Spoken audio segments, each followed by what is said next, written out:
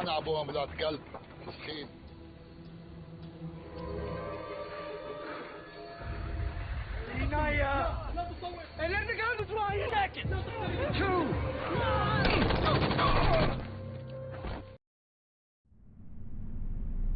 Berlatar di Timur Tengah, tepatnya di Afghanistan, adegan ini menampilkan aksi pertarungan bersenjata antara pasukan khusus Amerika dan pasukan Taliban.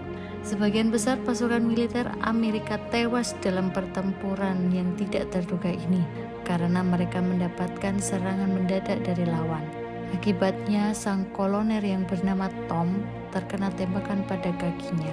Salah satu anggotanya yang bernama Jake yang masih hidup berusaha menyelamatkannya.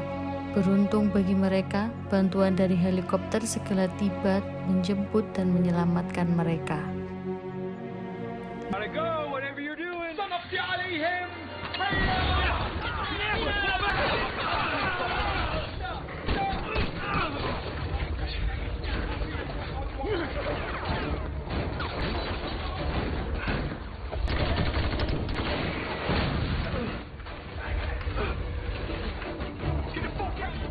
Lima tahun berlalu, Jack kini sudah mundur dari militer dan hidup bahagia dengan istri dan anaknya.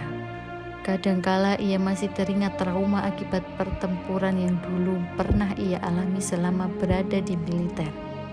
Setelah kejadian 5 tahun yang lalu, ia merasa gagal dan mengundurkan diri secara terhormat. Saat ini ia bekerja sebagai montir di suatu bengkel milik pamannya yang bernama Air. Kehidupan Jack yang bahagia jauh dari peperangan tentu tak luput dari suatu permasalahan, di mana saat itu mereka mendapatkan surat cinta dari bank yang mengancam menyita rumah. Jack meyakinkan Susan untuk tidak khawatir karena ia akan berusaha menyelesaikan masalah ini. Saat Jack hendak bekerja, ia berpapasan dengan sekelompok pria yang baru saja keluar dari bengkel Air. Mereka adalah gangster lokal yang dipimpin oleh seorang pria bernama Fresh. Fresh dan kelompoknya bermaksud untuk menagih hutang Air yang menunggak. Tahu akan hal itu, Jack berkata bahwa mereka seharusnya pergi saja. Namun, Just keep walking, man. merasa kalah, Fresh segera pergi dari sana. Tidak lupa ia memperingatkan Jack kalau mereka akan kembali lagi di lain kesempatan. Air menjelaskan jika pernah memiliki hutang bisnis dengan Fresh sebelum mempunyai bengkel di masa lalu. Air mendapatkan ancaman jika bisa saja bengkelnya ditutup. Namun ia tetap tegar dan takut karena telah menganggap tempat itu sebagai rumahnya. Tak lama setelah itu, Jack yang baru sampai di rumahnya heran dengan melihat Fresh yang baru saja meninggalkan rumahnya. Jack pun bergegas masuk hingga menemukan anak dan istrinya telah tidak bernyawa lagi.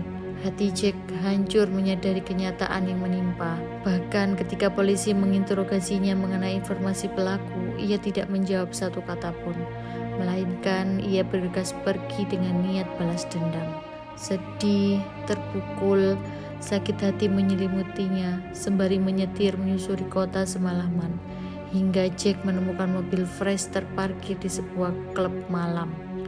Sambil membawa pistolnya, Jack membalaskan dendamnya tanpa ragu, membantai Fresh dan seluruh anggotanya yang ada di sana.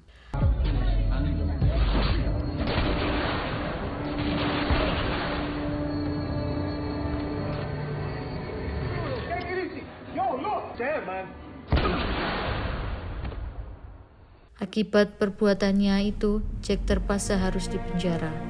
5 bulan di penjara, Jack masih belum bisa melupakan kematian anak dan istrinya. Hingga suatu hari, Jack dikunjungi oleh Kolonel Tom yang berniat mencari bantuan seorang pengacara untuk mengeluarkannya dari penjara.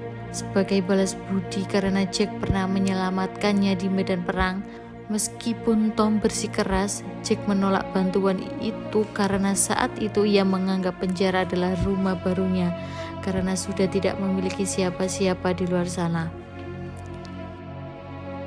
Malam yang gelap ditambah suasana sepinya penjara, Jack tidur dan sedang bermimpi indah bersama istri dan anaknya. Namun mimpinya sempat terhenti karena tiba-tiba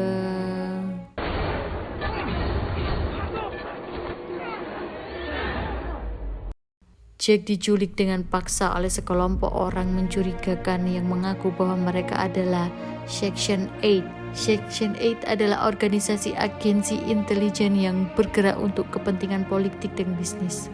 Keduanya bernama Ramzi. Ia berniat merekrut Jack agar bergabung sebagai anggotanya. Jack dinilai adalah seorang mantan pasukan khusus yang memiliki kemampuan terampil di bidang militer, sehingga diharapkan bisa membantu Ramzi untuk membesarkan organisasinya. Ramzi pun membujuk Jack agar meninggalkan penjara dan hidup berpenghasilan sebagai bawahannya. Dan setelah dipikir-pikir, Jack juga harus melanjutkan hidupnya. Karena jika istrinya masih hidup, tentu akan merasa kasihan jika melihatnya berada di penjara. Jack yang setuju bergabung di bawah gedung rahasia Section 8 yang berada di Washington. Sembari Ramzi memperkenalkan anggotanya yang lain, Jack diberikan identitas baru, rumah, kendaraan, dan keperluan lainnya. Ramzi menjelaskan bahwa Section 8 dibentuk secara rahasia oleh pemerintah, tidak tercatat dalam berkas resmi, tetapi sepenuhnya difasilitasi oleh negara. Misi mereka dalam waktu dekat adalah membantai para mafia atau penjahat kelas atas yang kebal terhadap hukum, termasuk pejabat yang korup. Sebelum menerima misi pertamanya, Jack harus melewati ujian oleh para seniornya, yaitu Lisa, Brown, Ricky, dan Roy.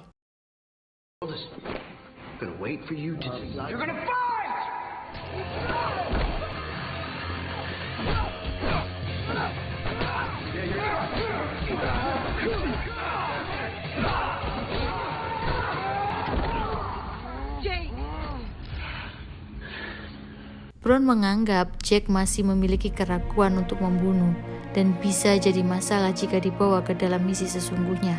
Lisa pun mencoba meyakinkannya bahwa mereka semua pernah dalam posisi Jack saat pertama kali direkrut. Misi pertama Jack yaitu merebut berkas skema pembuatan senjata dari seorang kontraktor pertahanan bernama Castillo. Castillo berencana menjual skema pembuatan senjata secara ilegal kepada ketua mafia Rusia.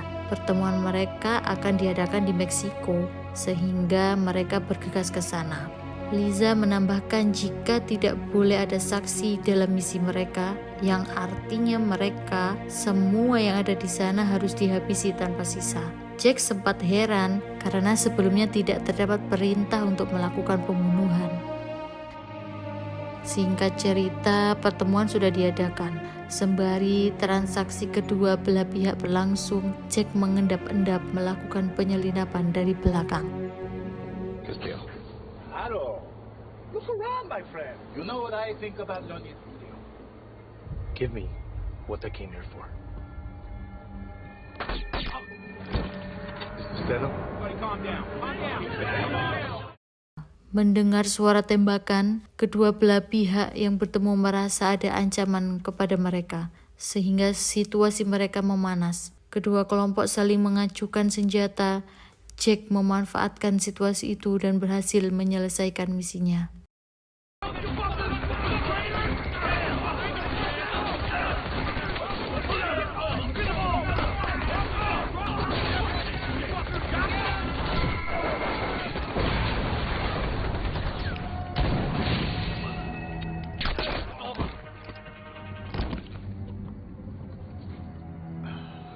Where are they?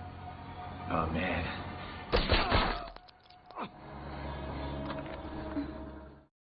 Terjadi perdebatan setelah Jack kembali. Ramzi mengatakan seharusnya semua saksi tidak boleh tersisa. Keputusan bisa berakibat membahayakan organisasi, namun keputusan Jack bulat. Ia merasa bahwa ia tetap tak perlu melakukannya karena dua gadis itu tidak berdosa. Di lain tempat, seorang agen lain dari Section 8 bernama Locke ditugaskan untuk misi pembunuhan salah seorang pejabat yang korup. Lokasinya berada di suatu gedung sebuah hotel. Excuse me, ladies. Whoa. Ramsey sent you. You know there's nothing you can say to make it different. is yours too.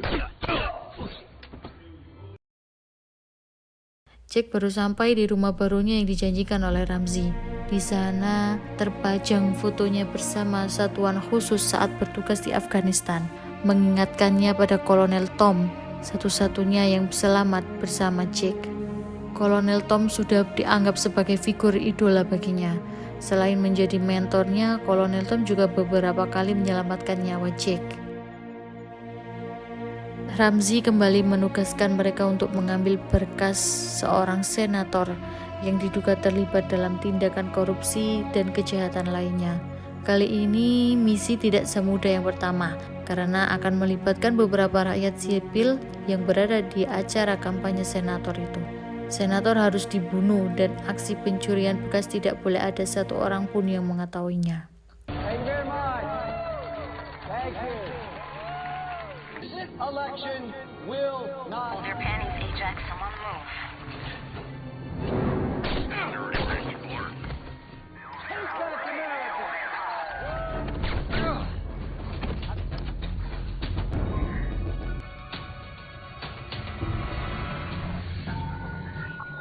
Boom, we got it.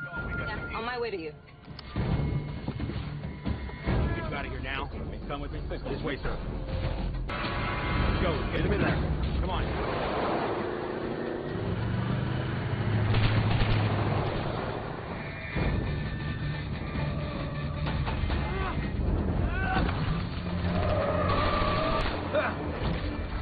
Please. Please.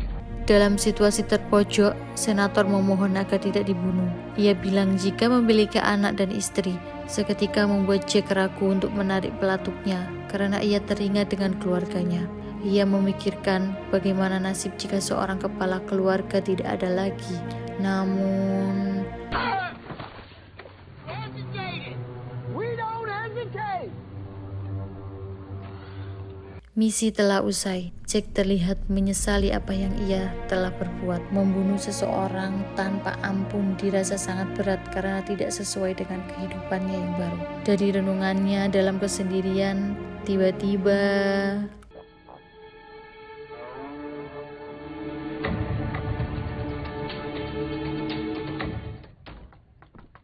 Jack menyadari kehadiran pasukan yang dikirimkan Ramzi untuk menghabisinya dan segera kabur dari sana.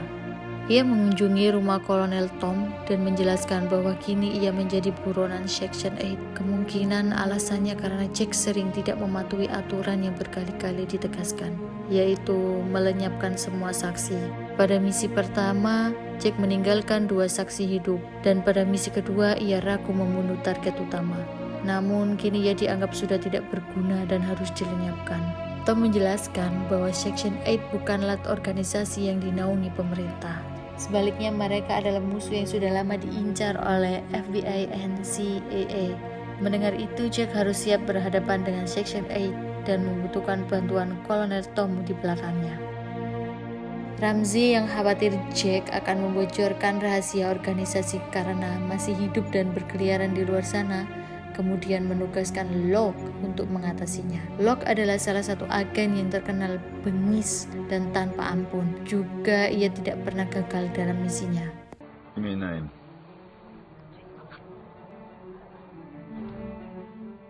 Ketika Jack dalam misi pelariannya, tak sengaja ia bertemu dengan teman anaknya waktu sekolah. Karena itu ikut berbelasungkawa atas apa yang menimpa keluarga Jack.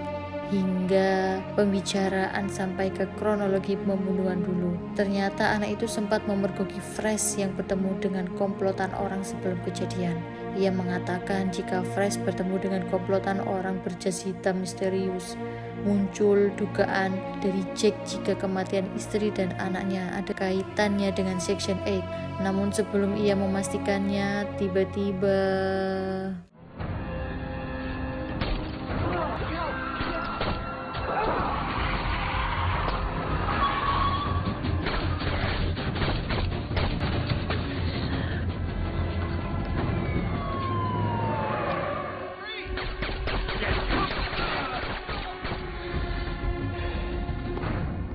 Jack berhasil lari dari kejaran Locke, dan kali ini ia pergi ke tempat pamannya yaitu Earl. Di sana ia menceritakan jika kematian istri dan anaknya bukanlah kasus yang sederhana karena melibatkan agen seperti Section 8. Jake berasumsi jika kejadian itu terkesan aneh mengingat kemunculan Section 8 yang menculiknya saat ia di penjara dan kematian istri anaknya yang seakan membuatnya balas dendam dan mengincar pembunuhnya secara langsung. Semua seperti sudah menjadi satu kesatuan tujuan untuk memasukkan Jake ke Section 8. Meskipun kejadian pengejarannya saat itu mungkin di luar kendali dari Ramzi, sebagai seorang paman, juga kaget mendengar cerita itu dan berniat membantu. Di saat pembicaraan mereka, tamu tak diundang tiba-tiba datang.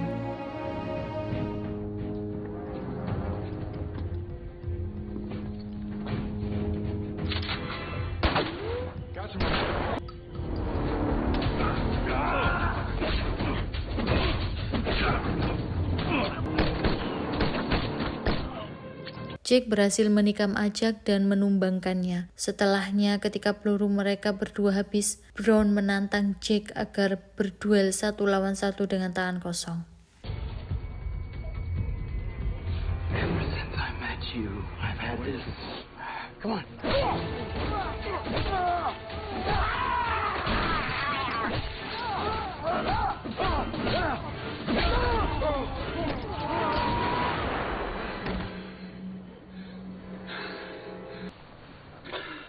Hal tidak terduga ternyata Lisa menembak Brown sebelum menyerang Jake. Entah apa yang dimaksud tindakannya itu, kemudian ia mengajak Jake agar pergi ke tempat yang aman karena masih ada beberapa anggota Section 8 yang mengincarnya. Lisa berkata bahwa ia juga ingin lepas dari Section 8 dan menentang perintah Ramzi. Seakan itu adalah keputusan tak masuk akal. Jake tidak langsung percaya dan memberikan perintah agar menunjukkan lokasi Ramzi. Tidak ada tujuannya yang lain selain untuk balas dendam atas apa yang Ramzi lakukan pada hidupnya. Lisa mengiyakan perintah Jake dan membawanya ke tempat Ramzi di Montana.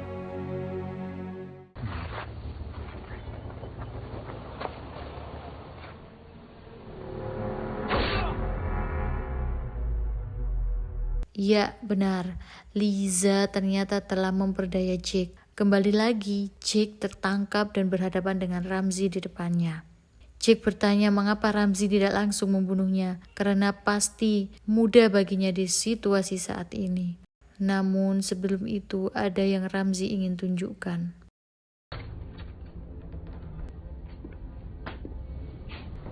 Didn't see that coming, did you? Ternyata selama ini Kolonel Tom bekerja sama dengan Section 8. Tom lah yang menyarankan agar Ramzi merekrut Jake untuk masuk anggotanya. Tom merasa Jake telah menyia-nyiakan keterampilannya sebagai seorang pasukan khusus dengan pensiun dini dan membangun keluarga. Padahal sebelumnya ia berkali-kali menyelamatkan nyawa Jake.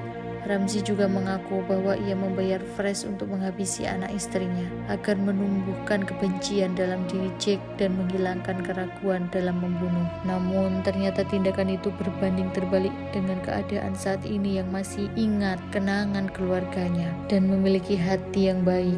Jake masih seseorang yang memiliki hati nurani, di mana ia menolak membunuh orang yang tidak berdosa. Tom, Ramzi, dan Lisa meninggalkan ruangan itu untuk membagi uang yang mereka dapatkan. Yang mereka dapatkan dari hasil menjual skema rancangan senjata dan berkas rahasia milik senator yang lalu. Ramzi menyarankan agar Jake segera dibunuh karena saat ini hanyalah dianggap beban bagi Section 8. Tak lama kemudian, secara tiba-tiba Tom kembali ke ruangan Jake dan lantas melepaskan ikatannya. Ternyata Tom sedang dalam misi yang ditugaskan oleh pemerintah untuk meringkus Section 8. Ia harus melakukan pendekatan yang sangat intens agar penyamarannya tidak diketahui, termasuk bantuan untuk membebaskan Jake dari penjara. Setelah mendengar penjelasan dari Tom, Jake pun bersedia membantunya untuk mengakhiri semuanya.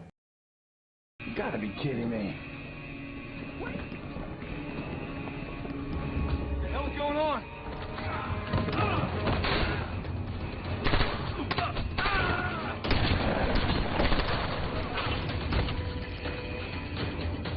Satu persatu pasukan anak buah Ramzi dihabisi oleh Tom and Jack, sedangkan Ramzi dan Lisa bersembunyi.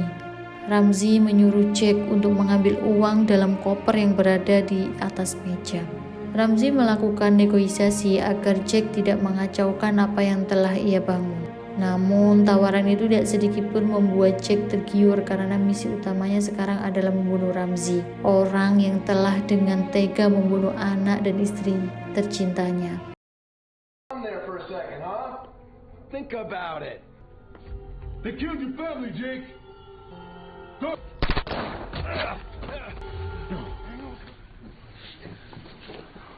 Baku tembak berlangsung dan sayangnya Kolonel Tom tertembak bagian vitalnya. Sebelum mengembuskan nafas terakhir, Tom sempat meminta maaf karena secara tidak langsung Tom merasa punya andil atas kematian anak dan istri Jack. Di saat dia lengah, Lisa pun muncul sambil menodongkan senjata ke arah mereka. Just kill me already. Beruntung sudah tidak ada peluru di pistol Lisa hingga pada akhirnya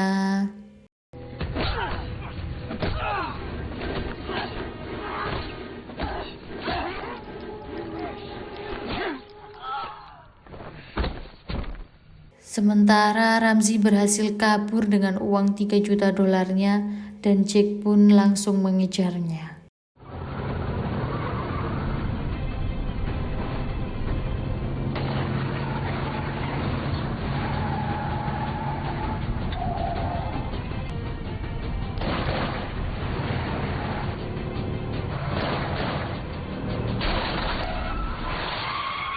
Dia berhasil menembak ban mobil Ramzi, kemudian ia mendekati Ramzi dan bersiap ingin menembaknya. Namun Ramzi memprovokasi Jack dengan berkata kalah tidak akan bisa membunuhnya dengan keraguannya.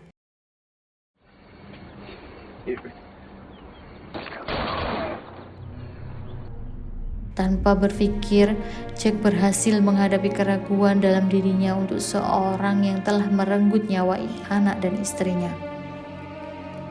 Setelah itu, Jack bertemu dengan seorang jaksa agung bernama Martin, orang yang telah memberi misi kepada Kolonel Tom. Martin menyampaikan terima kasih dari pemerintah atas bantuan Jack untuk menghabisi Ramzi. Ia menjelaskan, Ramzi dulunya seorang FBI yang dikeluarkan secara tidak terhormat dari Biru.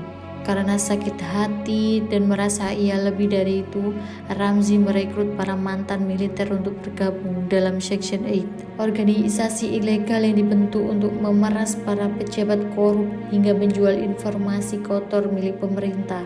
Martin berkata masih banyak orang seperti Ramzi berkeliaran di ruang sana, dan menambahkan jika di negara membutuhkan seseorang seperti Jack untuk melacak mereka, maka Jack akan dibebaskan dari hukuman yang seharusnya diterimanya jika mau bergabung dengan satuan khusus lagi. Jack merasa bahwa ia sudah tidak mempunyai harapan untuk hidup di luar lagi karena tidak memiliki sesuatu yang harus diperjuangkan. Namun Martin memintanya agar mempertimbangkan penawaran itu. Saat Jack kembali ke rumahnya, ternyata sudah ada Locke yang sedang duduk menunggunya. Ia akan menyelesaikan misi yang diberikan Ramzi padanya untuk membunuh Jack. Jack mengatakan bahwa Ramzi sudah tewas sehingga apa yang Locke lakukan tidak berarti apa-apa. Locke tetap menganggap misi tetap harus diselesaikan apapun keadaannya.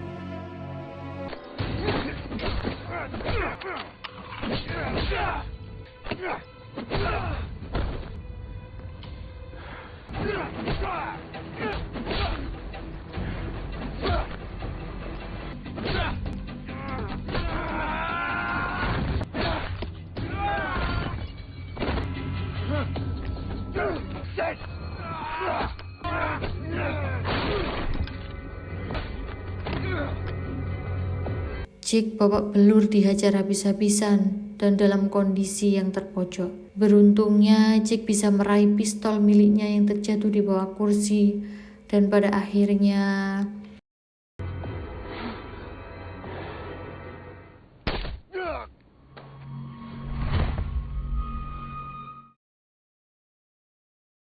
di akhir film, Jack memberikan kabar kepada pamannya kalau misinya berhasil dan ia mendapatkan hak bebas bersyarat dari penjara. Jake akan memulai kehidupan barunya tanpa anak istrinya dengan kembali berjuang sebagai pasukan khusus di bawah pemerintah. Dan ending dari film ini yang cukup mengharukan ketika Paman Air menangis syukur atas keselamatan Jake. Melalui perjalanan emosional yang disajikan dalam film ini, kita diingatkan bahwa meskipun kehilangan orang yang kita cintai begitu sangat berat dan terkesan hidup tidak adil, tetapi kehidupan terus memanggil kita untuk tetap berjuang dan menemukan makna yang baru. Semoga kita semua dapat mengambil inspirasi dan kekuatan untuk melangkah maju meski langkah itu terasa berat.